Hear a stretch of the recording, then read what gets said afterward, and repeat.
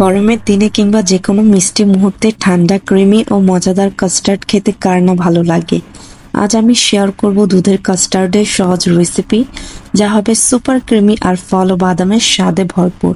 একটি পাতিলে প্রথমে 2 কাপ লিকুইড দুধ নিব, এরপর তাতে হাফ কাপ পাউডার দুধ দিয়ে ভালোভাবে মিশিয়ে নিব, যেন কোনো দানা দানা না থাকে। এরপর ভালোভাবে অনবরত নাড়তে থাকবো যাতে সর জমে তা দুধের সাথে আবার মিশে যায়। এবার এতে 4 টেবিল চামচ ডানো ক্রিম দিয়ে দেব।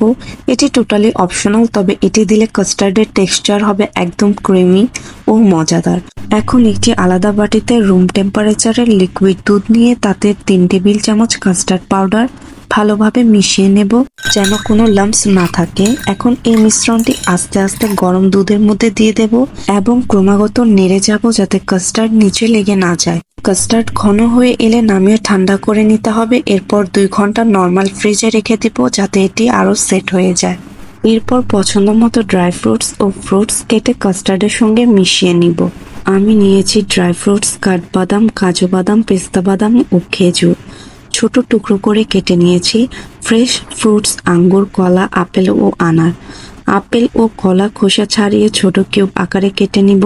আঙ্গুর সম্পূর্ণ রাখতে পারেন বা মাঝখান থেকে 2 ভাগ করে নিতে পারেন। এরপর আনার অ্যাড করে দিব।